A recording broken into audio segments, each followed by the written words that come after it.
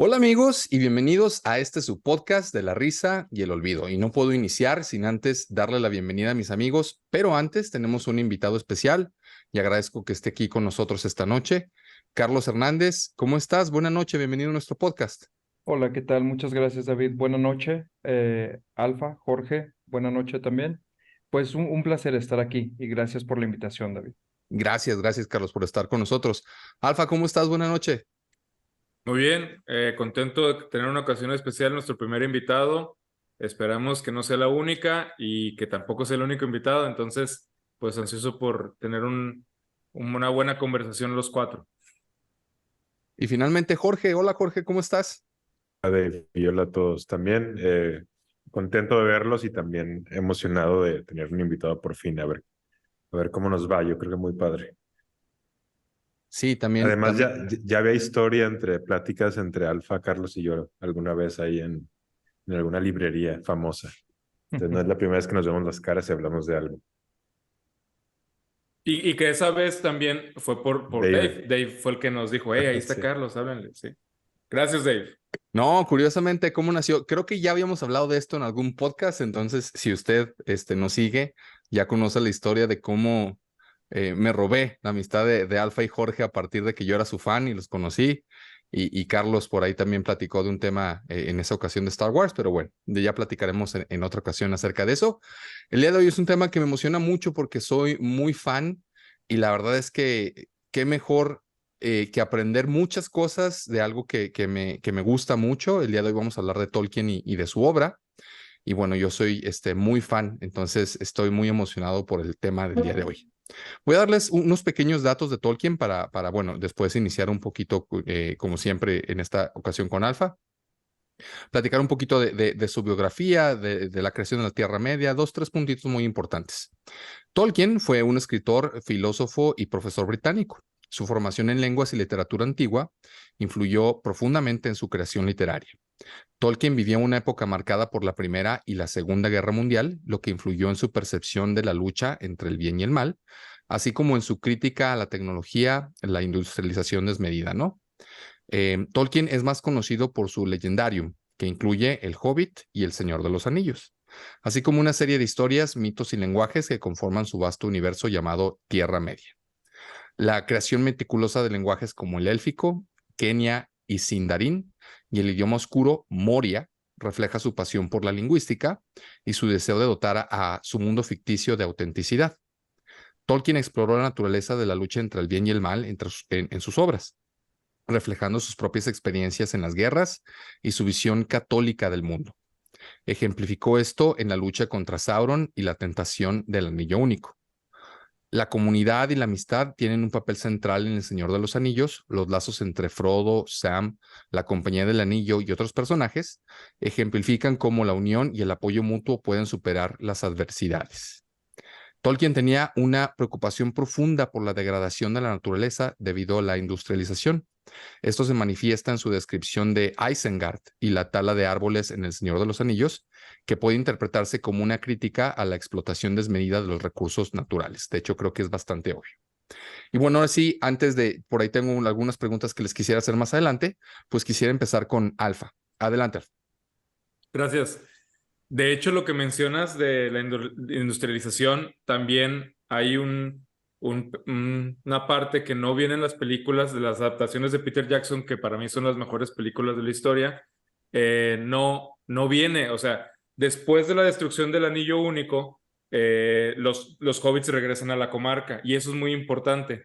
Regresan y no encuentran a la comarca como estaba antes, así toda bonita, todo el mundo idílico, natural, sino que lo encuentran a Saruman ahí, y lo encuentran esclavizando a los hobbits, teniéndolos en jornadas laborales con industrias, y él los está como manipulando, y es él como el mayor de la zona, y los hobbits están infelices, y entonces llegan los cuatro héroes y hacen una revolución contra Saruman y lo corren. O sea, todo es como otro episodio de eso, pero es tal cual eso que tú estás diciendo, cómo se refleja esa aversión y esa romantización e idealización que tenía Tolkien de como un fantástico mundo previo antes de la industrialización.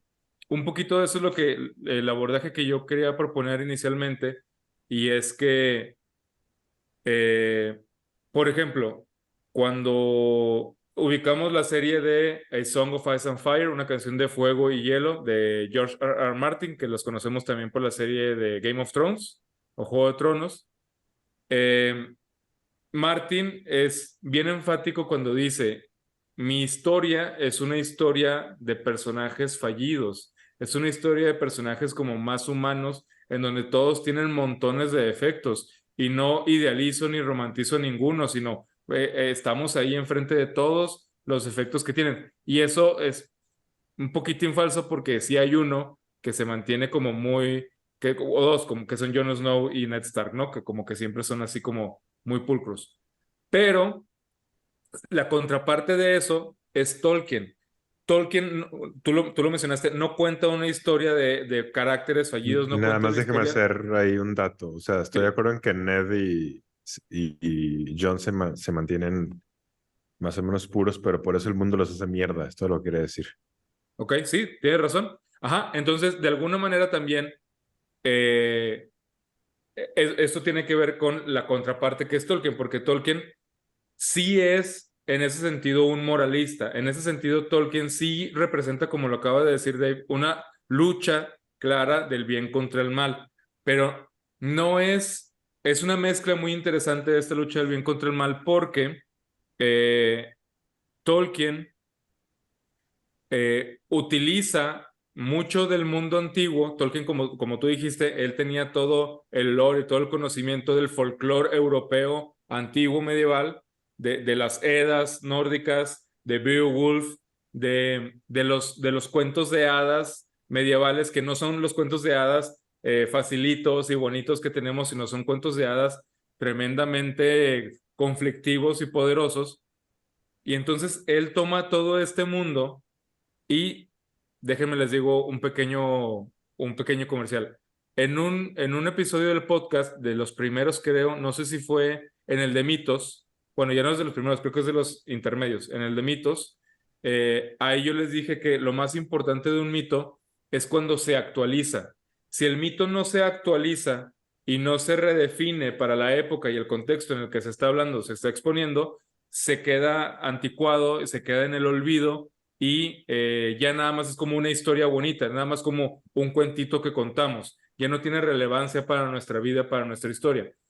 Y Tolkien lo que hace es actualizarlos. Agarra estos cuentos, agarra como todo este lore antiguo, y agarra este mundo y esos valores, pero lo va a actualizar de una manera que para él es muy vital y en el que él creía mucho y que se involucraba demasiado.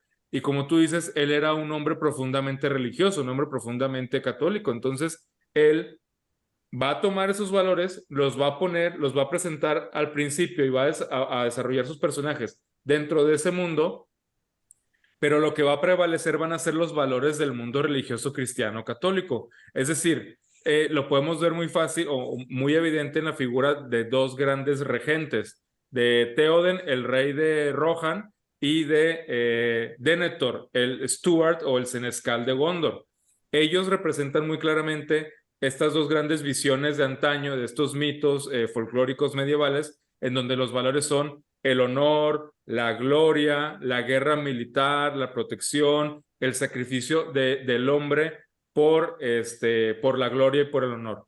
Entonces, estas visiones quedan tan anticuadas en este mundo moderno que necesita otro tipo de valores, otro tipo de heroísmo, que Denethor termina volviéndose loquito y termina cayendo en la oscuridad, porque él nunca logró esa transición, como su hijo Boromir tampoco, y por eso él es el que sucumbe a la tentación del anillo y de alguna manera en un momento traiciona a la comunidad y luego se redime, ¿no? Con su muerte, con su sacrificio, que eso es muy, muy cristiano católico, o sea, el sacrificio por los demás. Y su hijo Faramir, sí, él también tiene un momento de tentación, un momento en donde se siente completamente atraído por el anillo, pero logra superarlo porque dice, esto no es para mí, yo no voy a jugar con esas fuerzas, yo voy a ayudar desde mi trinchera. Y Theoden, al principio lo vemos en la historia consumido, lo vemos manipulado, lo vemos hecho una piltrafa humana, está hecho una asquerosidad, ¿Por qué? Porque tanto miedo y tanto dolor tenía ante la muerte que su alma se sucumbió en la oscuridad y fue objeto de una manipulación de una fuerza superior oscura. Entonces Gandalf lo despierta, le quita la manipulación de Saruman y le dice, hey, revive, rey, aquí estamos, necesitamos tu ayuda. Él revive, o digamos despierta, pero de todos modos todavía su espíritu no se revela del todo, se revela de revelarse, de quitarse el velo, no de rebelión. No se despierta del todo su espíritu y cuando le dice Gandalf, necesitamos tu ayuda, vamos a pelear contra el enemigo, él dice, no voy a traer muerte a mi pueblo. Y los encierran en el abismo de Helm.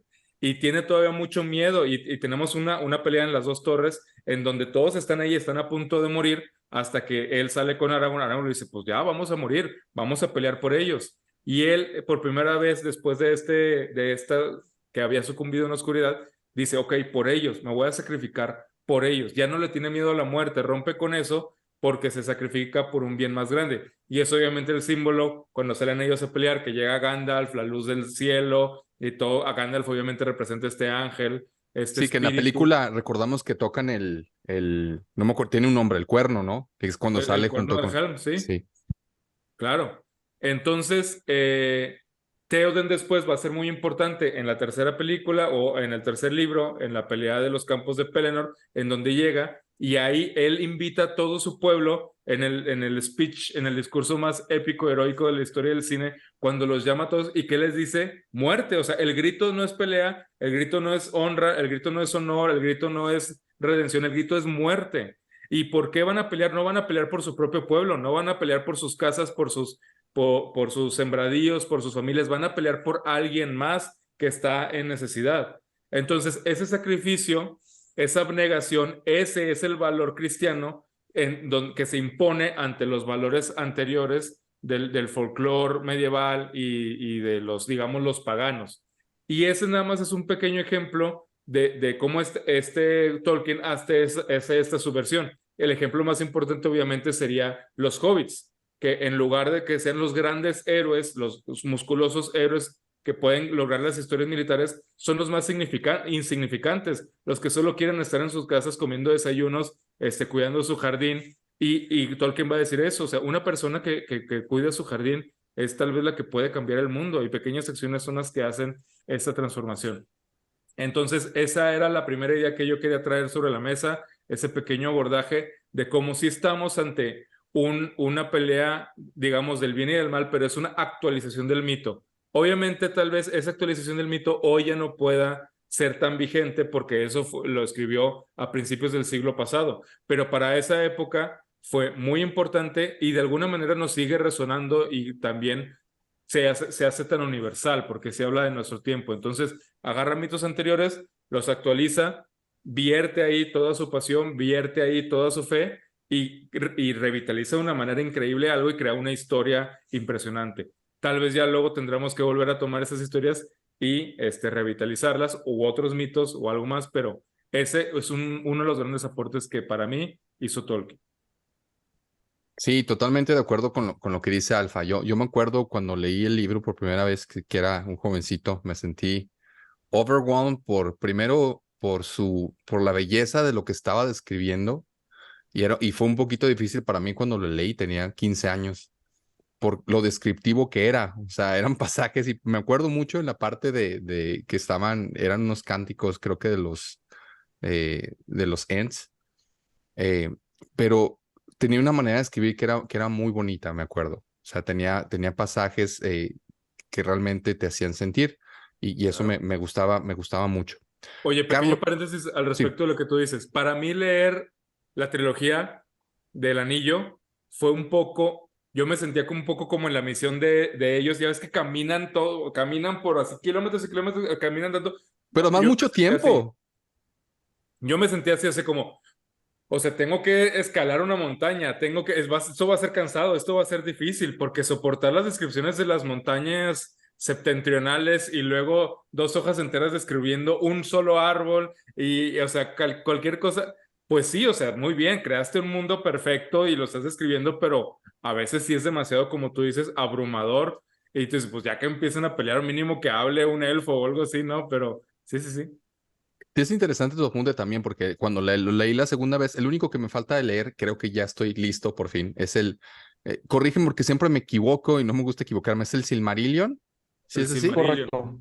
Sí. Pero nadie está jamás listo para leer el Silmarillion. Bueno, sí, es que pero la segunda vez que lo leí me gustó todavía, obviamente me gustó todavía más, pero sí es cierto lo que tú dices, recuerdo perfectamente cómo me sentí con ellos y a la gente, hay muchísima gente que a lo mejor nos escucha que se ha quedado con las películas que son grandes películas, de verdad son grandes películas, pero sí sería muy importante que leyeran el libro porque hay aspectos que sí cambian bastante, personajes que no salen, pero sobre todo esta parte de la aventura se siente muchísimo más épica, o sea, no, acá sentimos como que es un viaje obviamente importante, pero acá todo lo que tuvieron que pasar durante tantos y tantos años para poder llegar a todo lo que hicieron, pues no te da ese sentimiento hasta que lo entiendes leyendo los libros, ¿no?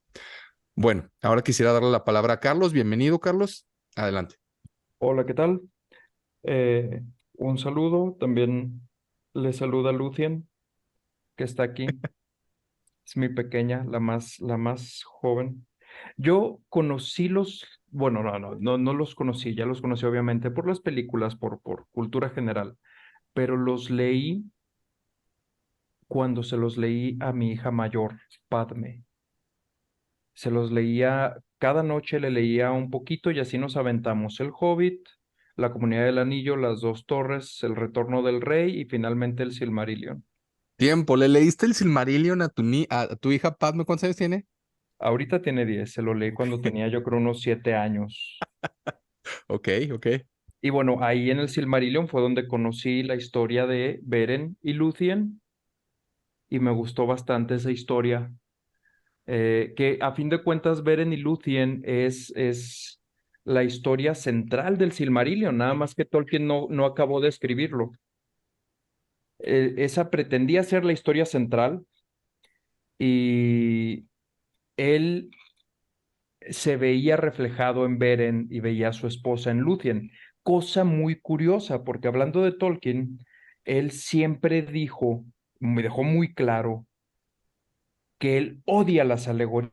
O sea, sí es una persona, bueno, sí era una persona cristiana, católico en particular, y sí tenía muchas creencias, digamos, férreas.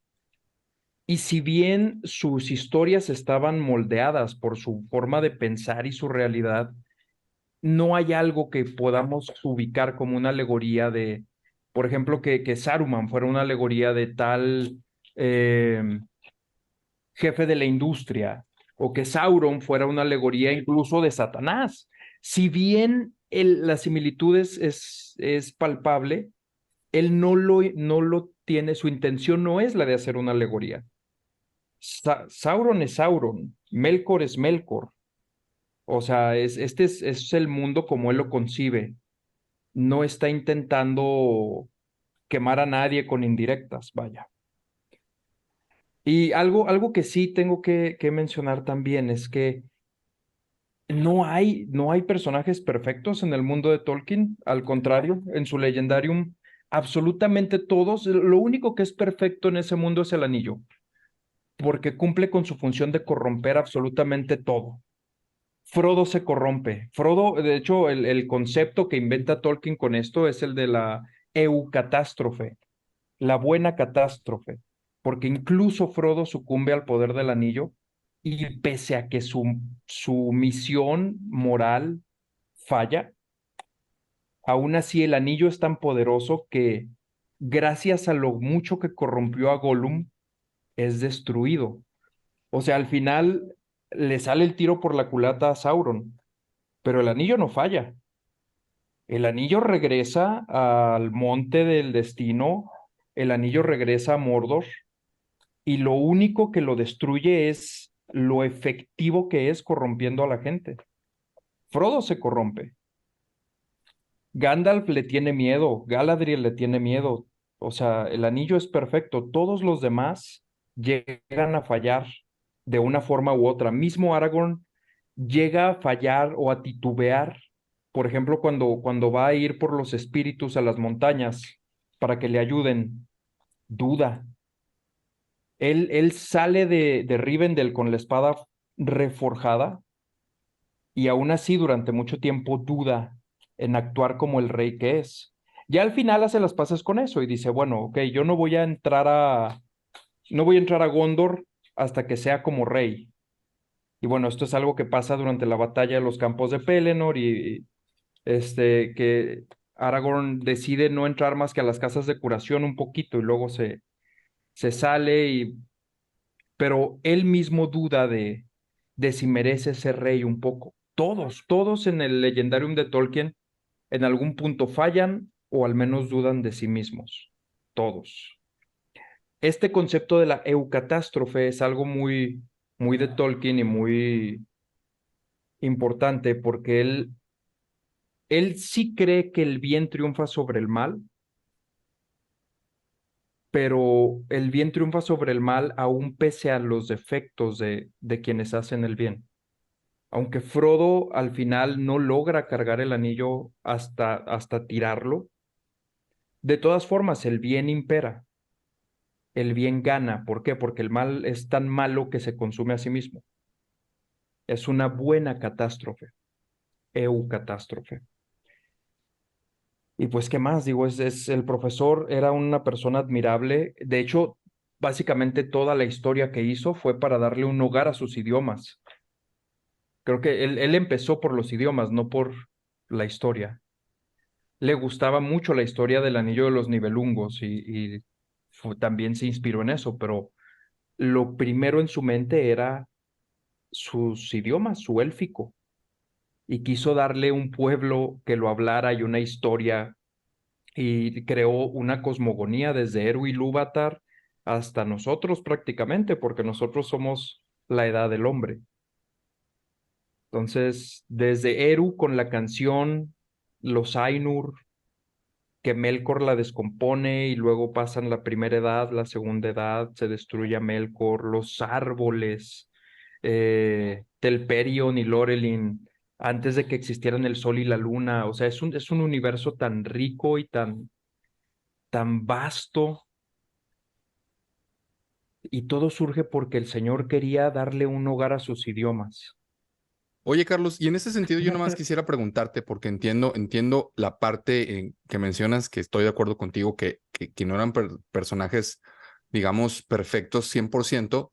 Sí creo que tenían una serie de herramientas muy importantes que generalmente no tienen en las historias, ¿no? Es decir, sí veíamos esta valentía y veíamos cómo eran capaces de hacer todo por esa comunidad que crearon, incluso Boromir, que creo que en las películas, bueno, sí se retrata un poquito, pero no sientes realmente esa pasión que él tuvo y esa entrega que dio por sus amigos y que todos estaban dispuestos a entregar hasta lo máximo por cada uno de ellos, digamos, toda esta serie de valores que no se ven reflejadas comúnmente en los libros. Creo que la intención de él, si bien no era hacerlos perfectos, sí era como que darles esta carga importante de ese tipo de herramientas, ¿no? ¿Qué opinas? Creo que sí quería él enaltecer las virtudes que él consideraba importantes, sus virtudes cristianas, eh, pero sobre todo quería hacer a los personajes relatable. O sea, no quería dejarlo, así como decía Alfa, que dice, es que yo me sentía que iba subiendo una montaña y que iba a lo mejor cruzando un río y que iba adentrándome imagínate, en Moria. O sea, por qué puedes empatizar con ellos?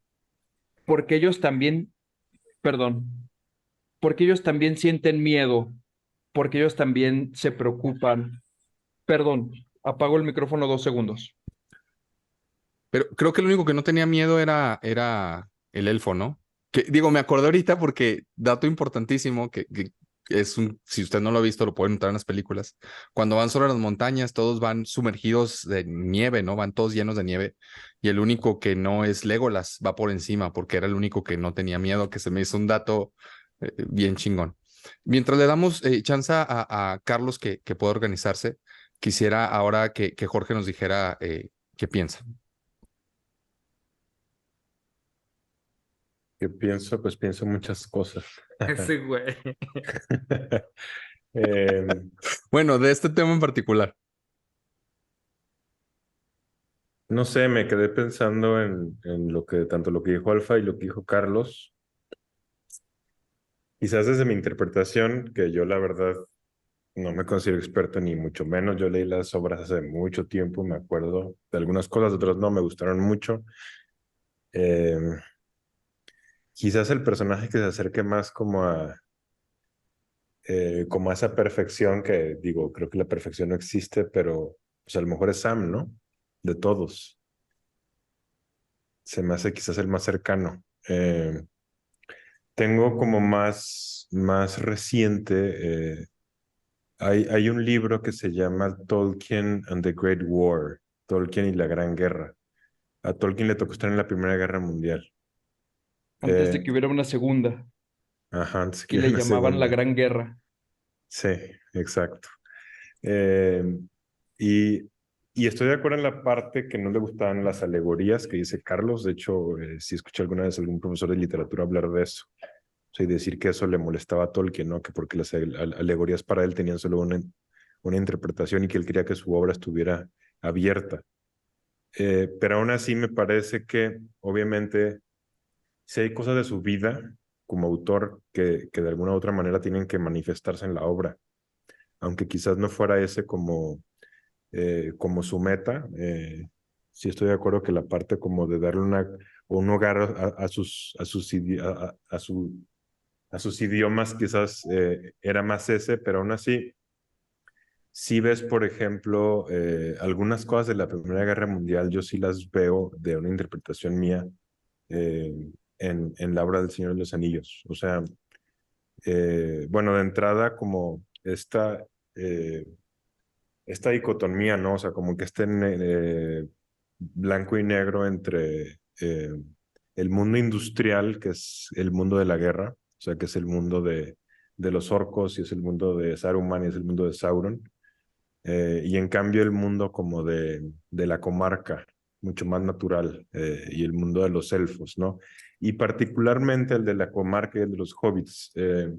Por ahí en algunas cartas que él llegó a escribir, llegó a mencionar que una de las cosas que más le impresionaron a él en la guerra, para bien, porque obviamente muchas fueron para mal, pero una para bien fue el acercamiento que tuvo con gente del campo, o sea, gente inglesa del campo que él no estaba acostumbrado a tratar en su vida. O sea, sí trató algo en su infancia, pero ya en la guerra, pues es un trato distinto. Sí, él era Y un vato privilegiado, o sea, en realidad. sí, Y eso lo impactó mucho para bien porque fue como su primer contacto con ellos, que la verdad pensaba menos de esa gente. Y, sí, ¿sabes qué? Bueno, ajá. adelante.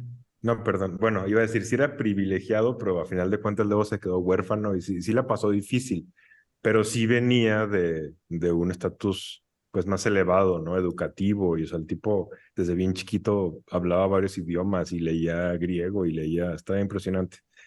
Eh, pero entonces en la guerra, cuando ya le tocan los trancazos, ¿no? Y darse cuenta de la realidad, que era la primera guerra que fue terrible, o sea, las trincheras, No Man's Land, todo eso. Eh, pues cómo conectó con gente humilde del campo. Y esa gente humilde del campo, pues se ve, yo creo, en los hobbits y se ve particularmente en Sam, yo diría, o sea, particularmente en él.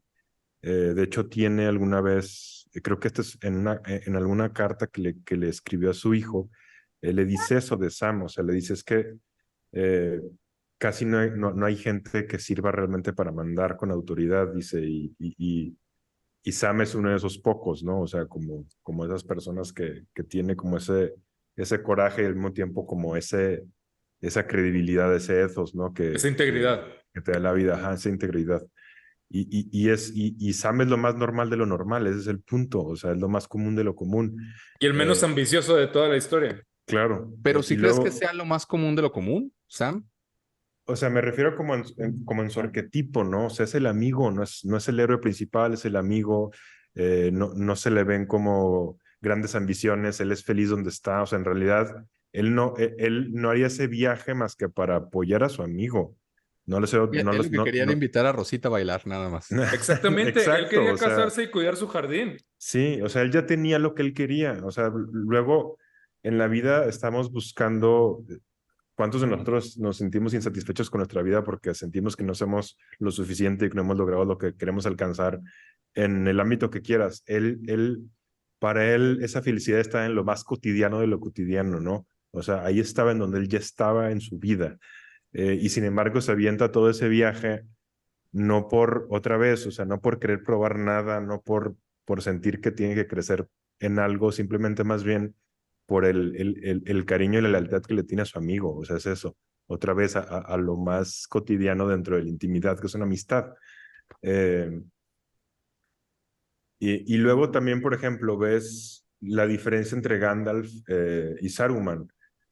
Si me preguntas cuál de los dos se ve más aristócrata, pues es Saruman, ¿no? O sea, Gandalf, con todo de que es mago y que sabe mucho y lo que quieras, de todas maneras se ve más, no voy a decir pueblo, pero se ve como el profe Raza. raza de filosofía, ¿no? O sea, no se ve como el aristócrata así de cuello blanco, Saruman sí. Eh, y luego hay otras cosas similares ahí en ese libro mencionan algo que me llamó la atención, o sea, por ejemplo, los Nazgûl, ¿no? ¿Se acuerdan del tipo de ruido que hacen los Nazgûl en la película y que también son descritos de alguna manera en los libros? Y hay gente que piensa, o sea, que hace también una interpretación y que dice que son pues los shells, o sea, los shells de la Primera Guerra Mundial, el sonido que hacían. También la oscuridad de todo el mundo como de los orcos, pues tiene sentido, ¿no? Como mezclar esas máquinas con ese mundo subterráneo que no ve luego el sol. Y las trincheras también a ratos era eso, o sea, era meterte en la trinchera y estar ahí debajo, en lo húmedo, y no te podías asomar porque te asomaban y te asomabas y te volaban la cabeza. Entonces era un mundo también, pues en donde luego ver el sol parecía casi que es un milagro, ¿no? Nada más como te tocaba que pasara por encima de ti. Y lo más como choqueante de todo es que, o sea, en la obra de Tolkien se ve bien clara esa diferencia. O sea, ahí mismo tienes el paraíso y ahí mismo tienes ese infierno como de revolución tecnológica. Y es que eso fue la Primera Guerra Mundial. O sea, la Primera Guerra Mundial, acuérdense qué países se peleó. Y han de haber sido lugares hermosísimos que acabaron siendo una mierda por lo que hace el hombre, ¿no? Justamente, perdón que es Sí. que ahí en ese detalle, justamente su añoranza no es por lo natural por sí mismo, sino por el pasado. O sea, yo sé que en este caso empatan, pero él lo que añora es los tiempos pasados. En su Legendarium, en su mundo en Arda, el pasado siempre es mejor. O sea, tú ves la edad del hombre y si le preguntas a Elrond cómo estuvo la segunda edad, él va a decir mucho más hermosa. O sea, Rivendell estaba verde, todo florecía. No sabíamos que este mal nos acechaba todavía. Y si le preguntas a alguien cómo estaba la primera edad, te va a decir, uy, no, Rivendell no es nada. Hubieras visto Gondolin, Ujú. hubieras visto Nargothrond, hubieras visto los puertos en Valinor. Y si le preguntas a alguien de Valinor, te Güey, va a los decir, dices como no, si los pero... hubieras conocido, me impresiona esa mano, esa, dije, güey, continúa. Sí, o sea, si le preguntas a alguien, te hubiera dicho, no, Tyrion, Valinor, la presencia de Eru antes de que los Valar fueran Valar. O sea, Tolkien siempre añoraba el pasado. Él considera que el pasado siempre fue mejor e incluso su mundo industrial tenía que ser mejor que lo que iba a venir después. Y, oh, qué razón tenía.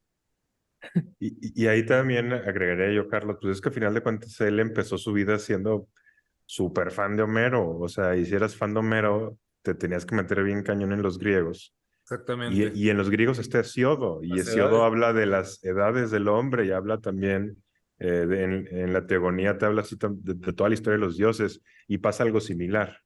O sea, nosotros estamos muy alejados en Hesiodo de esa edad de oro o de plata o de los héroes, ¿no? O Y muy así como cerca de los Estados más echados Unidos. a perder.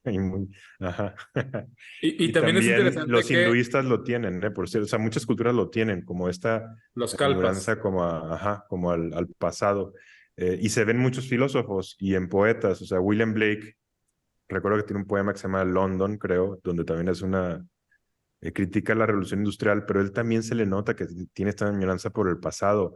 El mismo Rousseau tiene una añoranza por el pasado, por los inicios del hombre. O sea, como que siento que es algo muy común en algunos pensadores y en algunas épocas, y también es parte, yo creo, como pues, del romanticismo como tal. Perdón, Alfa, ¿qué ibas a decir? Te Excepto en veo con cara Asimov, ese de... hombre añora el futuro. Bueno, ¿quién? añoraba. Sí, Asimov, claro. Sí, sí, por que es uno supuesto. de los padrinos Gran del podcast. personaje del podcast, ¿eh? Un padrino, sí. No, yo iba a decir que estoy de acuerdo con Carlos y es también interesante que aún así en todas las épocas hubo conflicto. No hay ninguna que se pueda salir de un contrincante, de un adversario, A veces la figura del rival es una figura de maldad pura y es una figura de ambición pura, desmedida, y puede que en otras sea tal vez nada más como un trickster, pero siempre hay un adversario, siempre hay un rival, y como dice Carlos, al principio es Melkor, que luego se transforma en Morgoth, y luego va a ser Sauron, y luego va a ser Saruman, pero siempre hay alguien ahí que dinamiza las cosas y que no permite que el mundo alcance como esta fluidez a la que podría tender o a la que podría aspirar.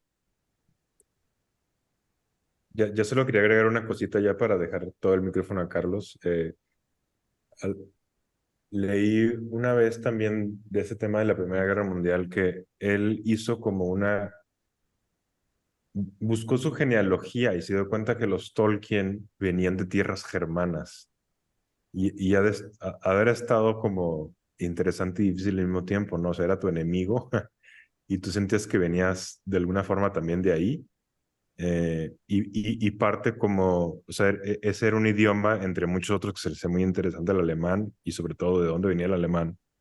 Eh, y luego en la guerra, o sea, hubo una batalla, no recuerdo ahorita el nombre, pero hubo una de las peores batallas de la guerra, hubo muchas muy gachas, pero hubo una en donde le hicieron un ataque frontal a uno de los frentes alemanes y los alemanes con metralletas empezaron así a matar a lo estúpido, así muchísimos soldados. Dicen que al final los alemanes ya de plano acabaron apagando las metralletas porque pues se sintieron un poco mal, ¿no? O sea, aunque fuera una guerra de la masacre que causaron.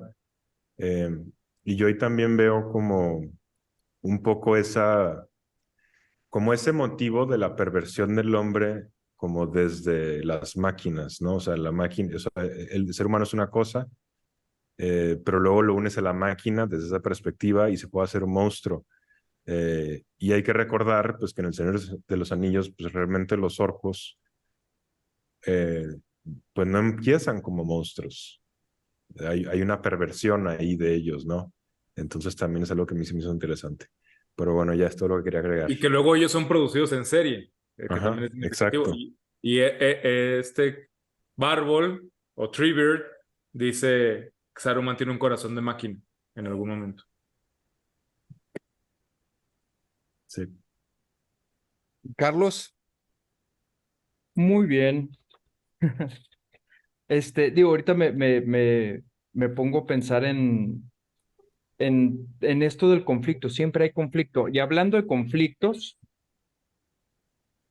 no podemos dejar de mencionar, o no podría dejar de mencionar,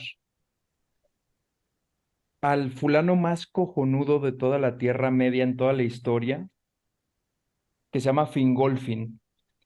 Igual no es muy popular porque está en el Silmarillion, no en El Señor de los Anillos, pero este tío le cantó un tiro limpio a Morgoth, nada más con su espada. O sea, hablando de conflictos, no sé, es mi héroe. De todas las edades, este es el que más. Fingolfin, hermano de Finarfin y de Feanor. Ajá, y de Feanor, el creador de los Silmaril, hijos ahora, de nada más Finwë. para que pongan en contexto a la gente que no ha leído el Silmarillion, de los personajes que están hablando, que vienen ahí retratados. Obviamente, ¿contra quién se enfrentó, dijiste? Contra Morgoth, que es Ok. básicamente Satanás. Correcto. Si lo queremos ver alegóricamente, que nos perdone Tolkien. Pero sí. Ahora, ¿qué más? ¿Por dónde quieren que nos vayamos? Porque esto es un No, de tema hecho, súper. yo quería preguntar sobre todo, bueno, a Carlos y Alfa, porque bueno, no he leído yo el Silmarillion y ya leí las otras dos obras. Siento que estoy un poquito perdido digo, ahorita que estaban platicando de eso, de qué se trata el Silmarillion. O sea, es un compendio de historias. Entiendo que no lo terminó Tolkien, lo terminó su hijo, ¿no? Si no me Christopher. equivoco, Christopher, sí. Sí, o sea, sí fue Tolkien, pero no Bueno, sí, J.R.R., sino Christopher fue un Tolkien. Tolkien diferente. Entonces, es, digamos, el compilado de historias que nos explica el origen de toda la Tierra Media. ¿Es algo así un poquito? ¿O de Sí, qué haz de va? cuenta que la Tierra Media solo, de hecho, creo que Fingolfin no estaba en la Tierra Media, o sea, todavía no, esto no era la Tierra Media, sino era todo Arda. Y lo que pasa es tal cual, o sea, es la creación cósmica con una gran divinidad, o sea, el primer ser que aparece es esta gran divinidad, digamos, Dios, de su pensamiento crea otras fuerzas espirituales, como desde su propio amor, desde sus propias potencias, a las cuales pone a cantar en una sinfonía armónica y esa canción empieza a crear una realidad, digamos que empieza a crear el cosmos material. Entonces, estas solo son espíritus que a partir de una acción empiezan a crear un cosmos material. Y después hay una figura, digamos su hijo primigenio o el favorito, no se siente contento de ser parte del quórum, quiere sobresalir, quiere ser tan grande como su padre y se ve que para sobresalir pues es más fácil ser disonante y es más fácil contradecir un poco y entonces empieza a llevar la contraria. Entonces, de todos modos, juntos crean algo hermoso que es Arda. Algunos vienen a prepararla porque este ser tiene un pensamiento de voy a crear otros hijos, unos hijos que van a vivir ahí, unos hijos amados. Piensa en los elfos y piensa en los hombres, que de alguna manera eran los únicos que cabían en su pensamiento original, los únicos planeados, los únicos que él quería que estuvieran ahí. Los elfos eran los más perfectos, los más divinos, los más como impresionantes. De hecho, en el mismo Silmarillion, cuando aparecen los hombres, te dice, los hombres eran parecidos a los elfos, pero menos altos, menos inteligentes, menos poderosos, menos ágiles, menos sabios, menos todo, menos todo. Y Como gente de Torreón y Gómez, ¿no? un poco así, un poco. Y la única diferencia, y es algo, digamos, de nuevo, que donde se refleja esta parte espiritual católica de Tolkien, y es hermosa al mismo tiempo, los elfos eran inmortales, solo podían morir por tristeza o por que los matas. Pero ellos estaban destinados a vivir por siempre, su cuerpo habitando un planeta, ¿no? Los hombres no, los hombres destinados a morir, pero los hombres destinados a morir tenían la facultad y tenían este gran privilegio de que al morir su alma iba a estar en contacto con él mismo, con esta divinidad. Por eso los amaba más y por eso eran tan especiales, porque si un elfo podía vivir miles de años, pues cuando puedes vivir miles de años o cientos de miles, pues puedes perder tiempo, ¿no? Tienes una gran cosa ahí como, por 100 años no va a hacer nada. Pero si vas a vivir, por ejemplo, Aragorn en la época del Señor de los Anillos tiene 80 y tantos años. Si vas a vivir, digamos, 200 años o 250 años, aún así no es nada a comparación de cientos de miles de años y cada segundo importa porque estás destinado a terminar tu tiempo en esta tierra. Y un poquito hay ese conflicto entre ellos, como de envidias de quién es más especial. Casi siempre los elfos ganan, pero los hombres tienen ese pequeño gran privilegio. Entonces, como dice Carlos, es el Legendarium, es esta creación, pero dentro de esta creación son las edades y hay unas genealogías impresionantes, de las mejores que se han visto, creaciones de reinos, creaciones de familias. Por ejemplo, Discutiblemente el personaje más importante de toda la saga del Señor de los Anillos es Galadriel, quitando un espíritu por ahí que sería Gandalf, el Mithrandir o el Olorin, que es un espíritu en realidad. La habitante más importante es Galadriel, el otro podría ser Elrond, pero Galadriel es de hecho de la familia real más importante de la historia, que son los Noldor. Y de hecho Galadriel era tía de este tipo, que creo que su nombre era Celebrimbor, no es Curufingüe. Curufingüe era su nombre original y luego le llaman Feanor, que significa espíritu de fuego. Cuando él nace, es tan poderoso ese espíritu que consume el espíritu de su madre y la mata. Y él nace y así como, perros, ya llegué. Y siempre es el más, o sea, Feanor es el más. Y es tan más que crea 3 piedras especiales en donde mete la luz de estos árboles, un árbol de plata y un árbol de oro, que están antes de la creación del sol y de la luna, que son como la cosa más sagrada que existe en Arda. Y Más bella, ¿no? Que era una cosa increíble. No, y hay gemas, que mencionar también que la plata y el oro son estiércol fresco. Esto es lo más a lo que los podemos comparar, pero es la luz. Con decirte que sus restos dan a luz o se usan como sol y luna.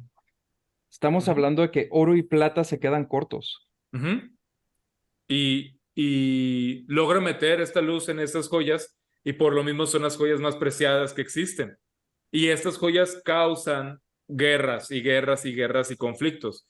Y este gran espíritu, él era sobrino de Galadriel y él admiraba a Galadriel y él así como que también hasta tuvo un crush con ella. Y Galadriel sigue hasta en esta época. Y digamos, discutiblemente el ser más poderoso, el más importante, está aquí y ella tiene un momento de tentación con el anillo. Ella pasa la prueba, ella se siente tentada y atraviesa todo eso en su mente. Y en la película te lo ponen en 15 segundos. Y que son 15 segundos poderosos, pero luego se te olvida por todo lo que viene. Pero son 15 segundos fundamentales. Si ella cede ante la tentación del anillo, ella sería 1000 veces más poderosa que Sauron. Y ella dominaría toda la tierra de una manera que nadie la podría parar y ella lo sabe. Y al pasar esa prueba, ella sabe que su tiempo se acabó, que ella ya no puede seguir ahí. Y por eso, ahí, y lo dice perfectamente, pasé la prueba, marcharé hacia el este, creo. Mi espíritu irá menguando, pero seguiré siendo Galadriel. Y es hermoso porque a partir de ahí ella decide marcharse. Y entonces todo se conecta. No sabemos hasta dónde iba a llegar, no sabemos cuántos libros iban a hacer, no sabemos cuál era la totalidad, pero sí sabemos que de 1.000.000 de hojas y de cosas que dejó escritas J.R.R. Tolkien, Christopher hizo un trabajo monumental en recogerlas, en compilarlas, en administrarlas y además en terminar ciertas cosas que no terminó su papá y tal cual como en cierto orden, porque estaban esparcidas de algún lado para otro. Entonces el Silmarillion sí es un gran compendio que a veces se siente que dices, me hubiera desarrollado más esta historia, pero pues es lo que mejor que podemos tener dadas las condiciones. Yo quisiera hacerles una última pregunta. Con eso concluyen las preguntas que tengo para ustedes el día de hoy y tiene que ver precisamente con eso.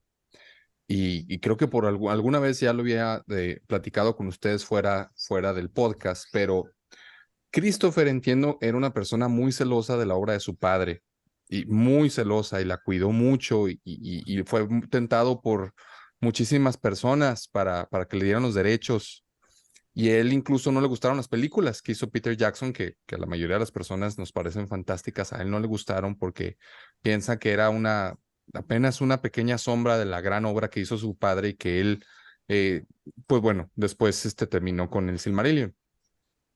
¿Qué opinan ahora de que se quieran tomar? No, bueno, me voy a centrar únicamente en esto porque estamos hablando de Tolkien, pero la obra de Tolkien y trasladarla, no voy a decir si bien ni mal porque quiero escucharlos ustedes.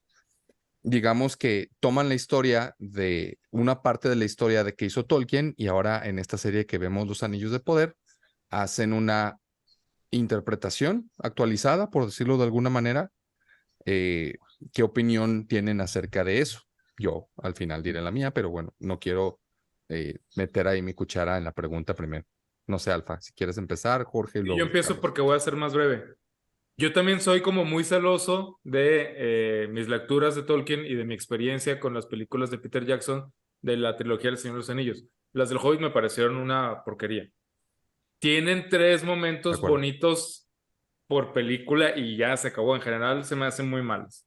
Que perdón, un súper paréntesis, ¿qué hubiera sido, no? O sea, por ahí hubo un problema, no recuerdo, por ahí leí cuál fue, pero Del Toro iba a ser, y él quería hacer nada más una película y media, incluso decía que si la podía meter en una hubiera estado genial, pero quería hacer una película y media, así le dijo él, lo comentó en una entrevista.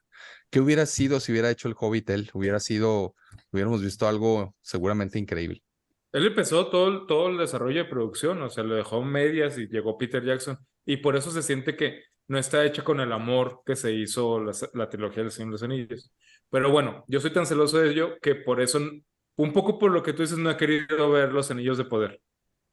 No he querido verlos porque tengo la intuición de que se trata de una serie creada para generar lana, como para competir en el mercado de las grandes series, y no para, para trasladar una obra, para representar la belleza de una obra, ¿no? Que sí fue lo que vimos con la trilogía inicial del Señor de los Anillos. Fíjate, Entonces, sí. y qué interesante lo que dices, Alfa, porque me acuerdo, lo tengo fresco, acabo de ver las versiones extendidas y todo lo que viene detrás de cámaras. Hubo una parte donde Peter Jackson quería meter al final, en esta última batalla que tienen, querían meter cómo Aragorn peleaba con el cuerpo personificado de Sauron. Incluso grabaron esas escenas y al final dijo, no, no lo voy a poner porque esto no está en la obra. O sea, yo lo quiero poner como que para que la gente un poquito entienda la visión que yo tengo de esta última pelea, pero no vienen las obras y yo estoy tratando de interpretar lo mejor posible lo que nos quiere dar Tolkien. O sea, precisamente eso habla del amor que él tenía sobre la literatura de Tolkien, ¿no? O sea, trataba de hacerle justicia al libro. No, era excesivo. De hecho, su esposa, ella sabía Kenia Sindarin, ella hace traducciones, ella escribe las canciones que se cantan ahí, o sea, un ñoño totototes, metido totototes en cada detalle. Hasta uno de los ilustradores de las obras originales, creo que es Alan Lee, lo metieron en la película para que les ayudara con hacer las ilustraciones de sets y de escenas que iban, o sea. Y además es una película que no estuvo mandada por unos grandes productores que tuvieran la visión, que le impusieran visión a Peter Jackson.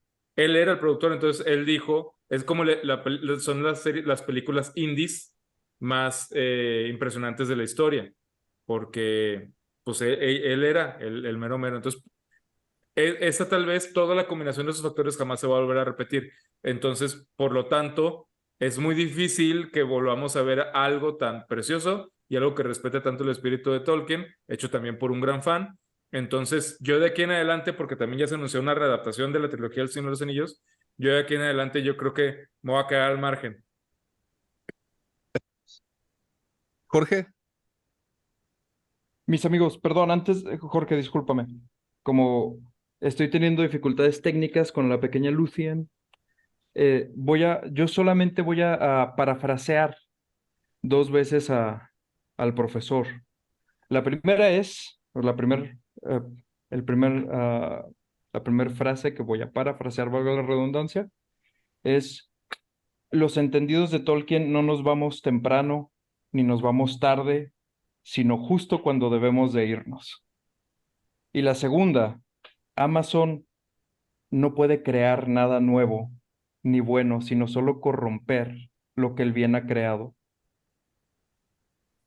Con eso me despido, mis amigos. Discúlpenme, gracias yo Carlos, tengo gracias una pequeñita. por haber Ha estado sido aquí un con nosotros. placer, realmente. Les prometo que si me vuelven a invitar para tocar este o algún otro tema, consigo niñera.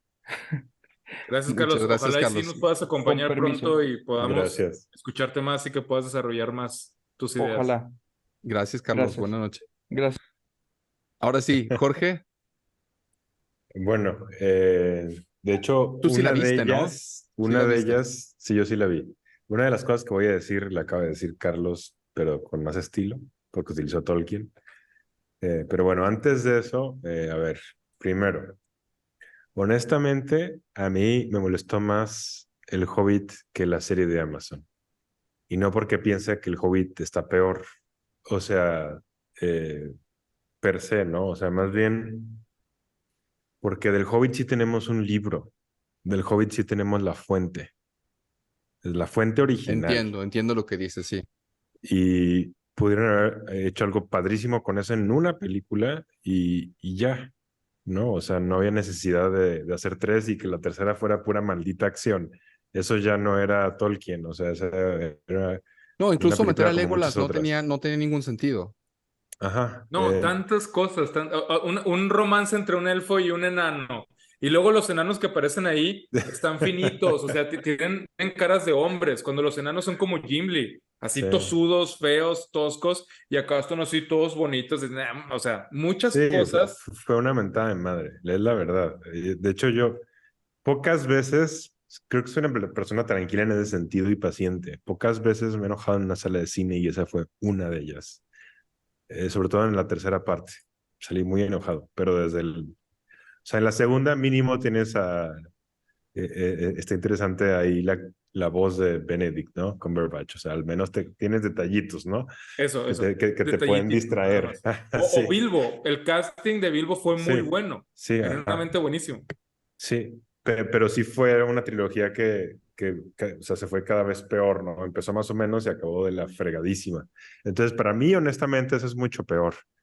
Les voy a poner otro ejemplo que para mí también está mucho peor. Y no soy tan fan. Carlos es súper fan y Alfa es súper fan. Yo no tanto. O sea, sí me gusta, pero hay cosas que me gustan mucho más que esto. Las nuevas películas de Star Wars para mí es mucho peor que la serie de Amazon también. Y les voy a decir por qué. Pues porque George Lucas sigue vivo.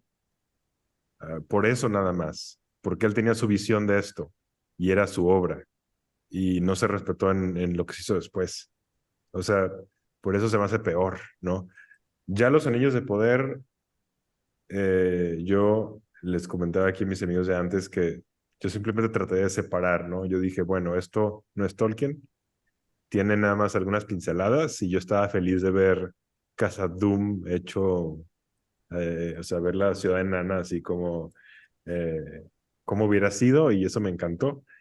Eh, y ya, o sea, lo demás simplemente pienso, esa no es Galadriel, esa no es Tolkien, eso es otra cosa, ¿no?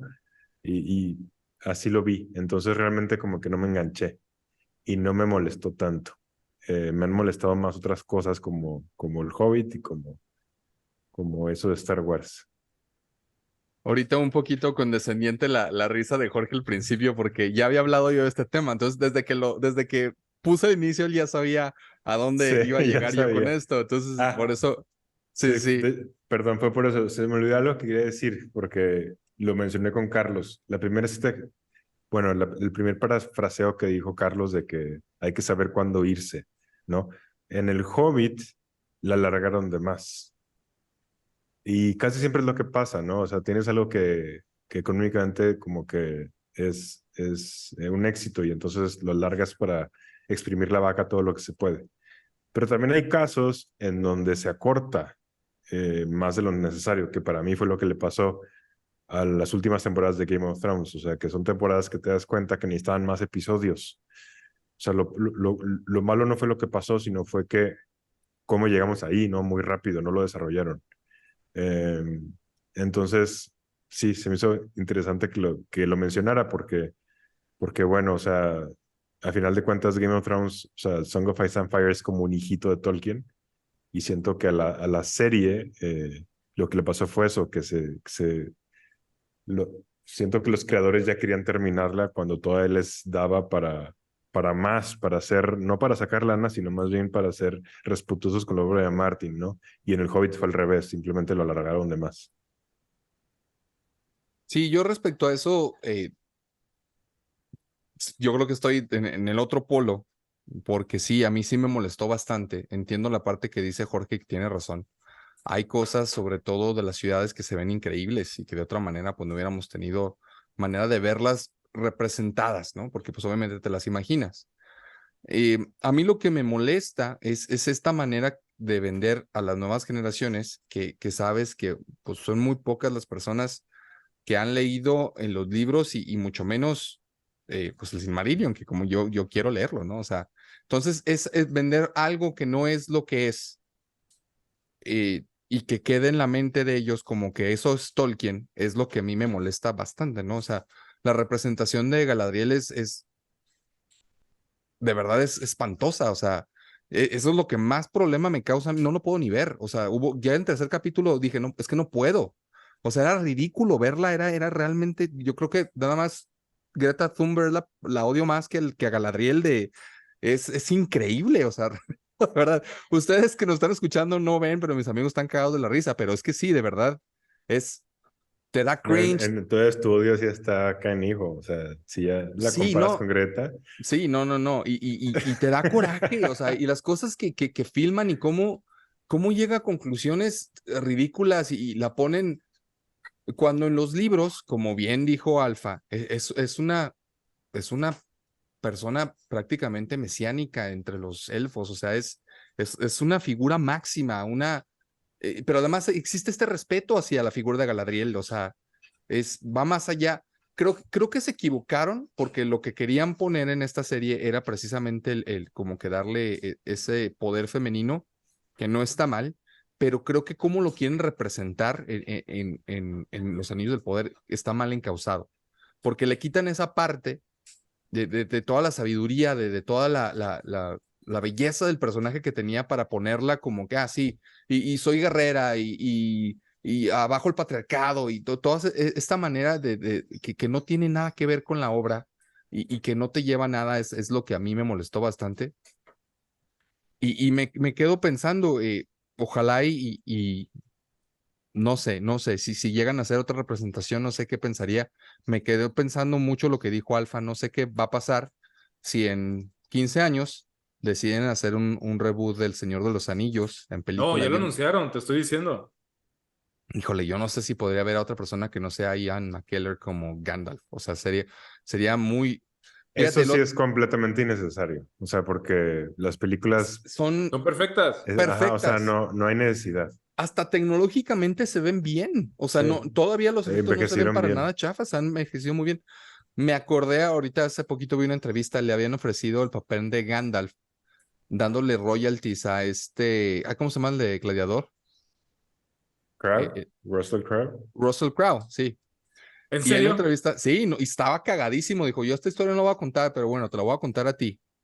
Como ofrecían muy poquito dinero, porque como ya lo hemos dicho aquí, era una película prácticamente indie, o sea, le hicieron con amor todos los actores y personas que participaron ahí.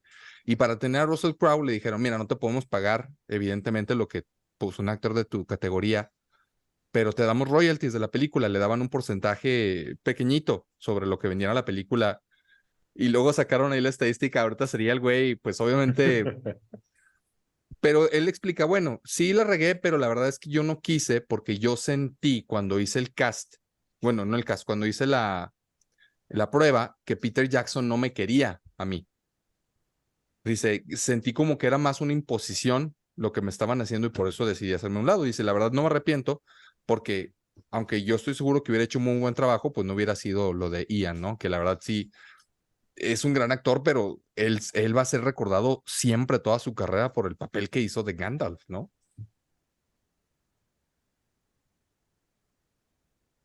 Hubiera estado extraño ver Russell Hubiera, Crowe y Pero hubiera, seguro que era Russell Crowe, no Richard Harris.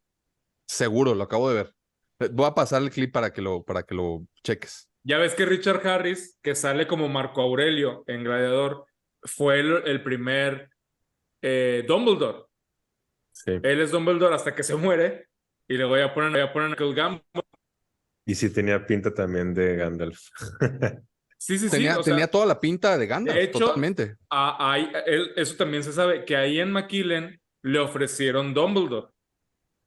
O sea, Ian McKellen ya habiendo sido Gandalf, le ofrecieron Dumbledore y dijo, no, pues, ¿cómo? O sea, no puedo ser a los dos magos más representativos de la modernidad. O sea, Que ese no. debate no existe, ¿eh? De qué mago es más poderoso, nunca ha existido y Y Nunca ha además, según existido, yo, no no. era tan fan tampoco de la obra. O sea, el de Tolkien sí, pero de Sí. Harry Potter no. Y además no existe porque uno es un espíritu, o sea, es un ser enviado literalmente en la segunda, porque él tiene una segunda venida a la Tierra, llega como Maiar, llega como Istari, es decir, los Istari son los 5 elegidos para luchar contra Sauron. O sea, ellos ya no estaban aquí, antes habían venido a dar sabiduría, habían echado cotorreo, igual como Sauron, que había sido uno de ellos y que siguió a Melkor. Cuando Sauron se revela como el Señor Oscuro, mandan a 5 especiales para luchar contra él. Y dicen, no, pues Olorin es un experto en eso, que se vaya para allá. Son Olorin, Radagast, Saruman Los magos y azules. los 2 azules, Anatar y Pelendo o algo así. No, Anatar es un nombre de Sauron. Pero es Pelendo y algo así, otra cosa. Los 2 azules vinieron a pelear contra ellos. Entonces, jamás podría haber Que al comparación. final nada más, la verdad es que Gandalf fue el único que se mantuvo fiel a su misión. O sea, los Sí, demás porque se Radagast se permitieron quedó o en el se... bosque con los animales. Sí. Y los Y lo demás azules creo ridiculizan en que el Hobbit iniciaron poniéndolo un todo culto. drogado. Ajá. Sí, eso también se me hizo bastante de mal gusto. O sea, nada que ver. Y en su mundo, en su propio Legendarium, sí, Dumbledore es el más poderoso que ha existido, pues, y está padre, y es muy bueno. Pero pues sí, son mundos diferentes. Yo siento que Dumbledore sabía que no. Pero bueno, eso ya es la cuestión de debate. Bueno, no sé si tengan alguna otra cosa que decir o por aquí cerramos. Yo nada más un saludo raro con mensaje a Alejandro Esteva, que ya lo hemos saludado, pero me acuerdo mucho de él con esto porque a él le chocaban las películas de Señor de los Anillos, que porque se le hacían muy largas. Sí, Es poco le caballero. chocaban. No sé si todavía, pero sé que no le gustaban. Por lo mismo que no le gustaron, tampoco creo que haya leído la obra. Sí le gusta leer, pero no creo que la haya leído. Hay que nos pongan en los comentarios. Pero le gusta mucho Dungeons and Dragons, o sea, jugar. Y realmente eso no existiría sin Tolkien. O sea, Pero muchísimas cosas no existirían sin Tolkien. Muchísimas. sí, Eso es algo que no El mundo de la mencionamos, ¿eh? fantasía. O sea, sí. la gran inspiración de Tolkien en la literatura de fantasía es, pues yo me atrevería a decir que es el padre de la literatura de fantasía en el mundo de Tolkien. Creo que más bien fue, o sea, es que fue el que muchos de esos temas que ya existían en muchas mitologías, con cosas que le agrega encima, pues lo mismo que hizo Rowling, pero Tolkien, pues a final de cuentas siento que lo hizo, lo renovó y lo hizo común. O sea, común me refiero a todo el planeta, no nada más a algunas Folclore partes, de ¿no? los pueblos, claro. Ajá, Sí.